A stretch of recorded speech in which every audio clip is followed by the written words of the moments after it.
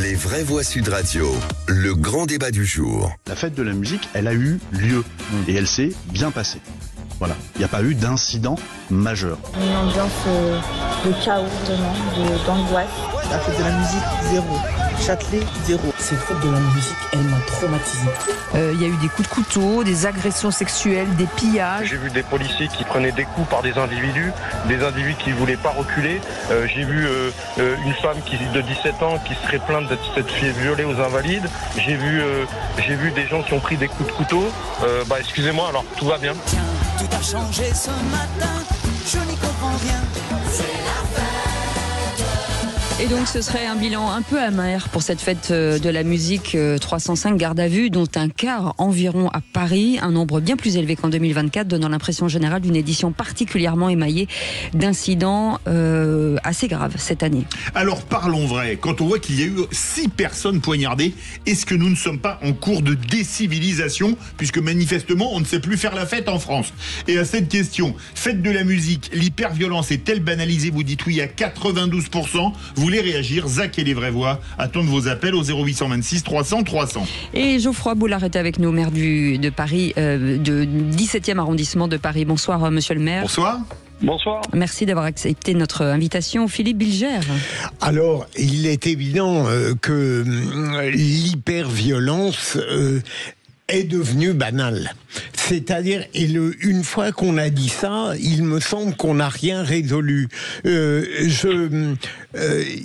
Il me semble que il faudrait tenter de trouver pourquoi, comme vous l'avez très bien dit, plus aucune fête, plus aucun événement en France ne peut s'accomplir sereinement, tranquillement, sans violence ni désordre. Et bien sûr, malgré l'impressionnant service d'ordre et tout ce que peut faire le préfet de police ou le ministre de l'Intérieur, il faut accepter l'idée qu'on aura toujours un certain niveau de voyoucratie qui perturbera les événements même qui devraient être les plus sereins. Mais je me demande même, pour poursuivre le raisonnement qui peut apparaître paradoxal, si des gens, en réalité, n'ont pas l'esprit tellement tordu qu'en réalité, ils ne pourraient plus supporter une fête qui se déroulerait tranquillement. Comme si, en fait, l'incandescence de tous les événements et de toutes les fêtes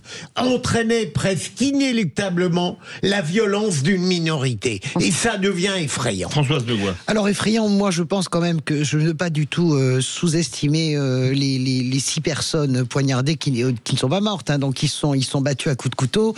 Je veux dire, il n'y a pas eu de mort, contrairement aux Champs-Élysées et contrairement à la victoire du Paris Saint-Germain. Je tiens quand même à le dire. Nous n'avons pas eu de mort à cette fête de la musique. Quand je dis ça, on a l'impression que c'est un exploit. Mais par rapport aux épisodes qu'on a connus, c'est quand même. Je ne sais pas si vous avez vu Paris samedi soir. Paris samedi soir, c'était dingue. Il y avait même les Britanniques qui venaient faire la fête à Paris. Il y avait une masse de gens considérable, plus que d'ailleurs que l'an dernier. Parce qu'il y avait Beyoncé aussi, donc il y avait beaucoup d'étrangers. En plus, vous avez raison, le concert de Beyoncé. Je pense en plus que les violences ont été, dans certains endroits, le Châtelet-Les-Halles, c'était l'enfer, effectivement. Moi, j'ai des copains qui étaient là-bas, qui sont vite repartis vers d'autres endroits. Et troisièmement, c'est vrai, c'est faux ce que vous dites, Philippe. J'ai quand même le souvenir, il y a un an, des Jeux Olympiques où ça a été extraordinaire. Il n'y a pas eu un incident aux Jeux Olympiques. Oui, mais là, il y avait une armada policière aussi. D'accord, mais je pense quand même que dire que nous ne savons plus forcément faire... Les Jeux Olympiques, ça a duré 15 jours non-stop.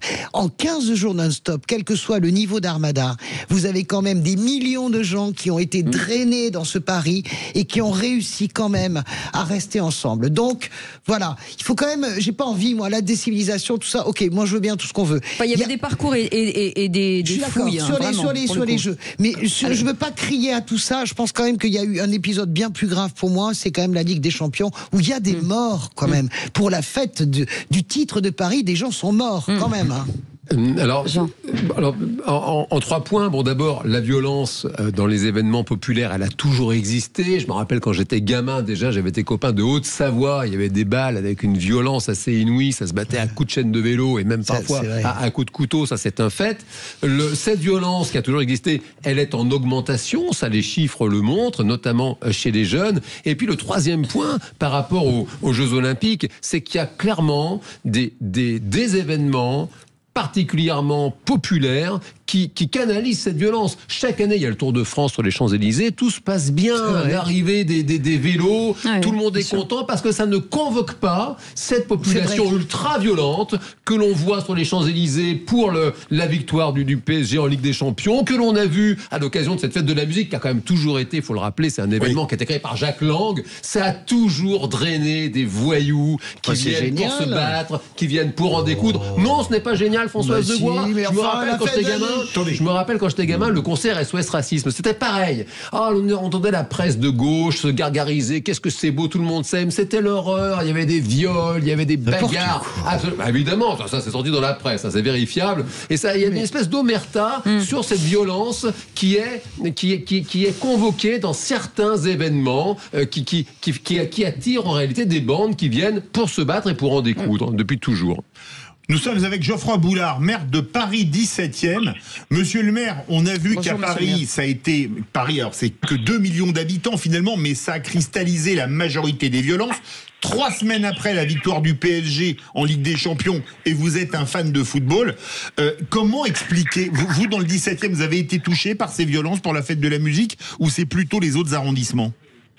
Non, on n'a pas été touché dans le 17e par les problèmes qu'on a pu constater malheureusement à Châtelet. La fête de la musique, c'est une fête qui devrait rassembler, mais qui inquiète. Il y a eu plus d'1 million de personnes dans les rues de Paris, on peut s'en féliciter, mais c'est une soirée qui a quand même été entachée de violences, d'agressions, des femmes qui ont été victimes de piqûres. On a vu des choses quand même assez inquiétantes. Donc moi, je déplore ce qui s'est passé, surtout les propos de l'adjoint à la maire de Paris, qui a quand même dit il faudra que ce soir il y ait moins de keufs et plus de teufs.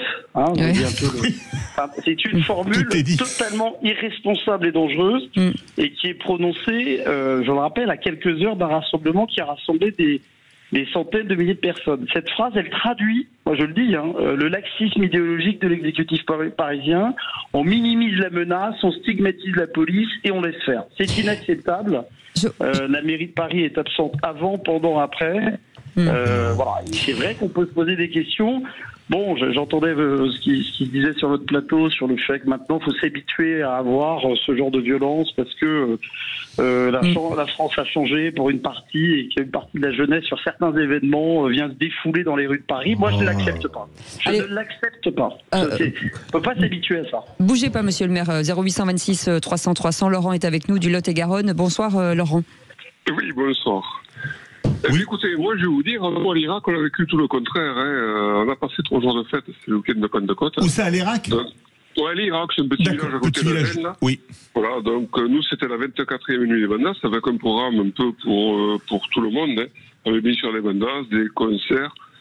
Et je vais vous dire, on a reçu 15 000 personnes sur les 3 jours. C'est beaucoup, hein. Et oui, c'est beaucoup. Non, c'est beaucoup sur des petits villages. Voilà, mais dans une ambiance extraordinaire.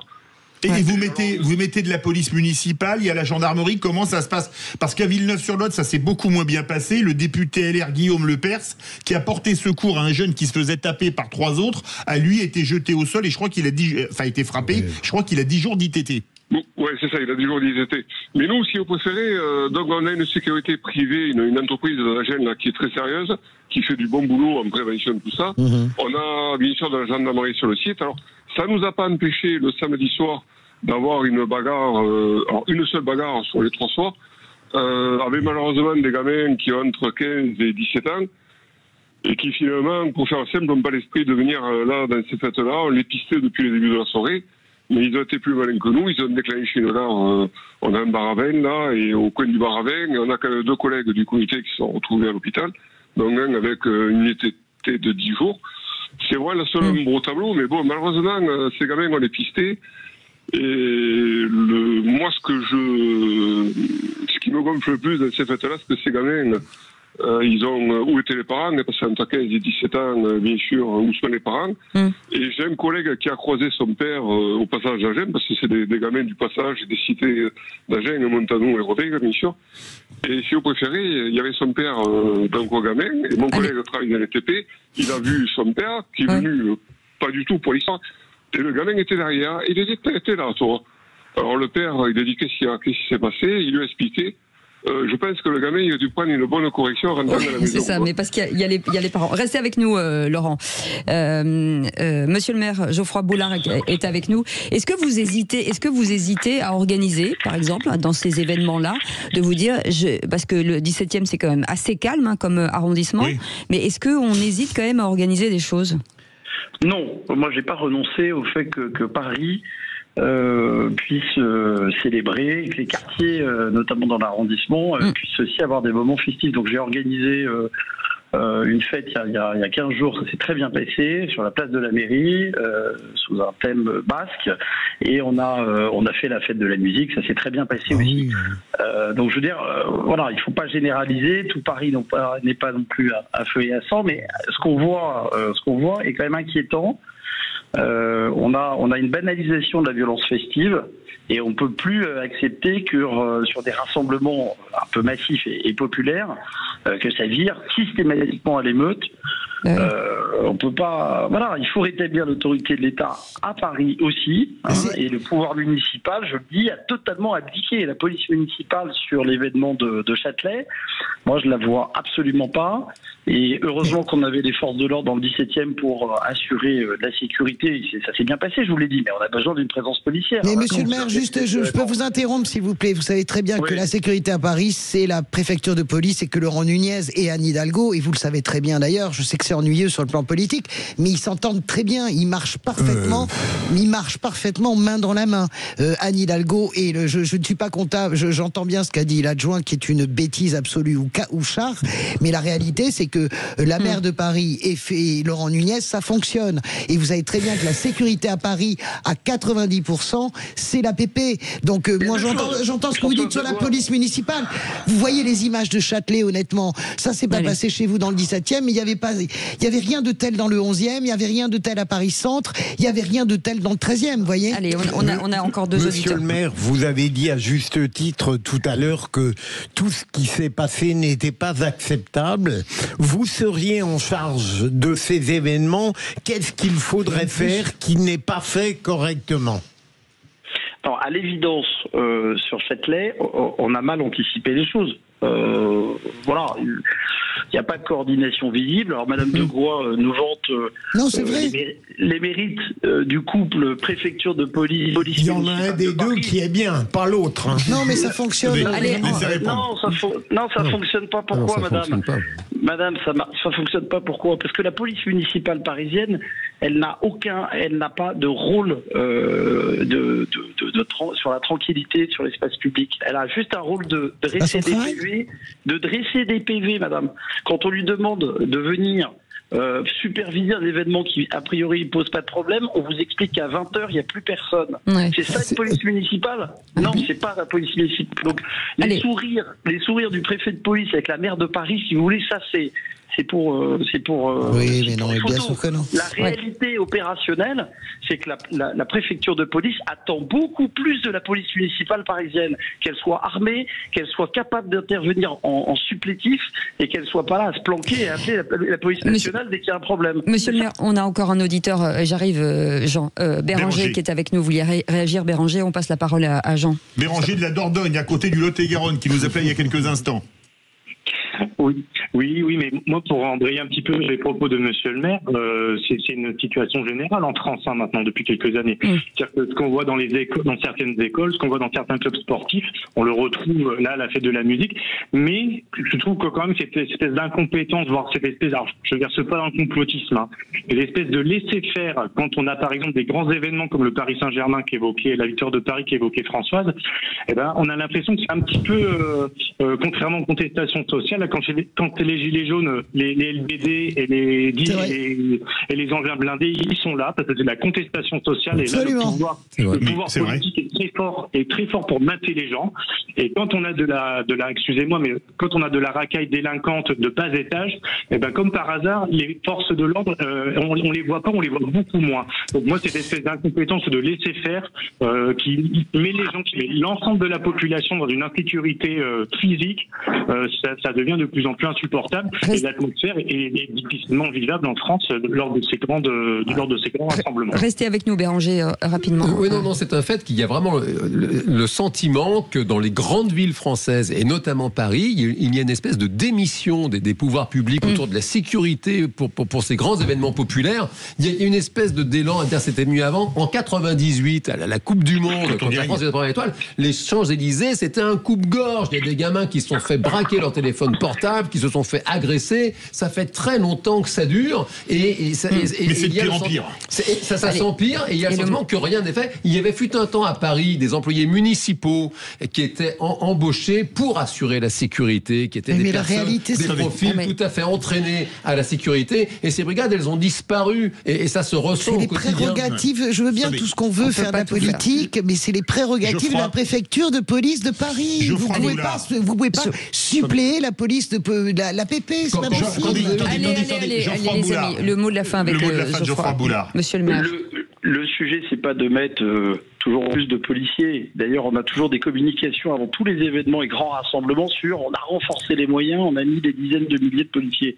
Le sujet, il n'est pas là. Il est aussi que les fauteurs de troubles qui sont pris sur le vif soient à un moment donné sanctionnés. Et aujourd'hui, on le voit, il y a une impunité. Donc venir à Paris... le Conseil constitutionnel a barré la route quand même. Oui, ben voilà. Mais c'est les messages qu'on envoie à une certaine partie de la jeunesse.